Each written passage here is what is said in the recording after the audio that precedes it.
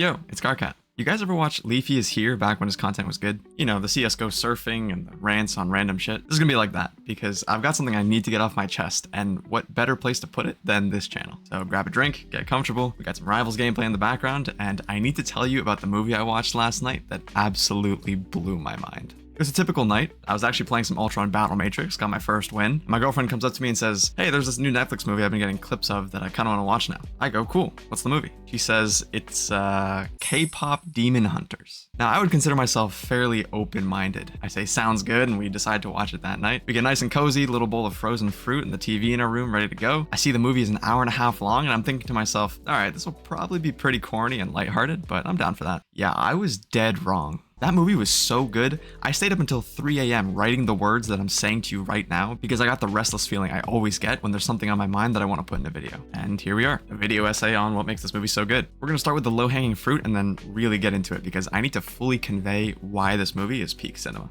Real quick though, in order to do that, I need to spoil some key aspects of the movie, so if you intend to watch this movie, go watch it now and then come back. I'm serious. If you have no plans to watch the movie but might consider it if I'm convincing enough, carry on. And with all that out of the way, let's do this. First things first, K-pop Demon Hunters was animated by the same studio responsible for Into the Spider-Verse. So off rip, you already know the visuals are going to be world class. Even with that high bar, they set out to deliver something new and distinct, and they absolutely nail it. From the get-go, they take big swings with every character movement and facial expression, leaning into a cartoonish anime aesthetic that when you first experience in 3D is almost a little jarring, but it works so well. The style is present throughout and lends itself perfectly to both comedic and emotional moments that add tons of personality to the characters. Then of course you got the fight choreography, the dance choreography, and everything else you could teach a whole lecture on. But I'm not an animator, so all I can say is it's top tier work and I could not have asked for better. What I am, however, is a musician. And let me tell you, the very first thing that made me absolutely lock in during the opening sequence was the music. The movie starts with a concert that our main characters are late for because they have to fight some demons. And it introduces a recurring element that I love. They sing while they fight. And that first song,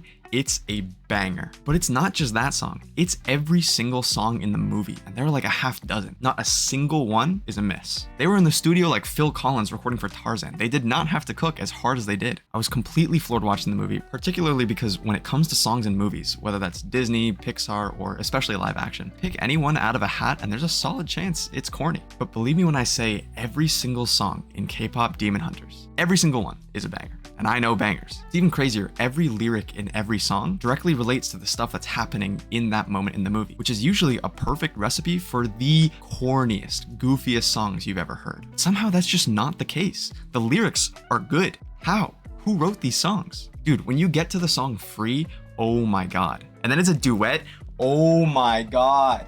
The vocals on every song are unbelievable. Each song is distinct, but still feels very K-pop. The Soda Pop song is insanely catchy, just amazing. Another 10 out of 10, and I'm confident I know what I'm talking about when it comes to music, so yeah, just wow. So that's the low-hanging fruit. Animation, stellar, music, incredible. But I actually want to get into the narrative, the characters, and what I really loved about the decisions they made with the script. On the surface, the plot is simple. Spoilers ahead, like I said. K-pop group sings to prevent demons from demoning by creating a protective barrier called the Honmun. Remember that, it'll be important later. Grr, all demons bad. Main girl meets hot demon. Maybe not all demons bad. They start struggling, third act betrayal, they overcome the odds, happy ending. It's easy to dismiss the plot as a 6 or 7 out of 10, but if you take the time to appreciate the finer details, you can really make an argument for it being at least an 8 on our fake number scale. Take the main theme, for example, which is self-acceptance. And what better reference point for comparison than the smash hit Frozen? In Frozen, the theme of self-acceptance is basically shoved down your throat, forcefully spoon-fed by the character arc of Elsa and culminating in Let It Go. Now, obviously Frozen is a generational film, but we can all probably agree you don't have to think that hard about the way they communicate the main theme.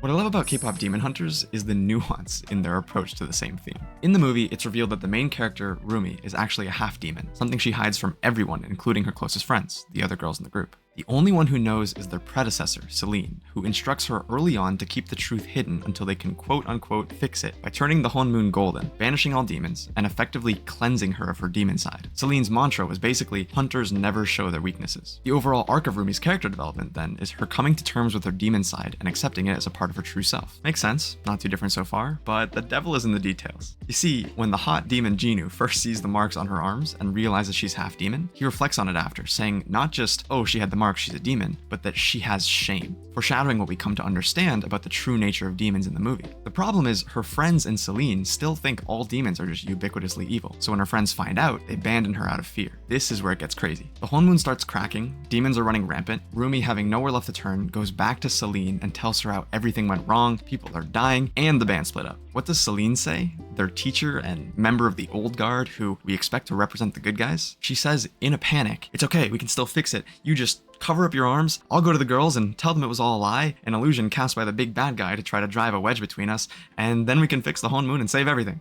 I was genuinely speechless when I saw this scene. They completely subvert the trope of, I'm out of options, I've got to go to the old wise teacher for help, and instead we get hit with the realization, not just that the underlying ideology acting as the foundation for the whole moon was unsustainable, but that Celine's solution was to try to literally gaslight the other girls into believing a complete fabrication. I saw some posts after watching the movie complaining that Celine didn't have more of a role, and aside from training the main character, she was pretty useless. But that misses the entire point of her character. She's meant to be a reminder that you can't always blindly trust authority and how things have always been done, and the danger associated with rigidly holding on to a single outdated belief system, even one that worked for a long time. I mean, the whole moon had been around for hundreds of years, built on the same methods and values that entire time. But it's exactly when those methods stop working that flexibility, humility, and willingness to change become the best solution. So how does Rumi respond? She says almost verbatim, if that's what the whole moon is about, fuck the whole moon, and uses a demon ability to teleport away. Holy peak. So now we're left thinking, damn, is she evil now? Like, what's gonna happen? But in the finale, she shows up to the last battle and says, the old whole moon sucked, we need to make a new one. And the whole scene is epic, incredible music, animation, but all that to say, to bring it back to Frozen, what was Elsa really tasked with accepting about herself? Her epic ice powers that went pew pew, ice, snow, and somehow can create literal life. Meanwhile, K-pop Demon Hunters is about accepting your demon side, your shame, the parts of you that you aren't proud of, that aren't epic, and understanding that while they're a part of you, they're not all you are. Rumi even says exactly that to the hot demon Jinu, who's really hot, when he's explaining the terrible things he did when he was human. She says to him, those actions aren't all that you are. I just can't get over this movie, man. You gotta watch it. There's so much more I could talk about, but to sum up, insane music, out of this world animation, great story, lovable characters, a great mix of comedy, drama, and combat. There's really something for everyone here. My only minor gripe is I actually wish the movie was a little bit longer. I could have used 10 to 15 more minutes of character development for Rumi, for the other characters, but just watch K-pop Demon Hunters. If you like this, subscribe. This channel is getting really random, but I kind of love it, so anyway, that's about it. Bye.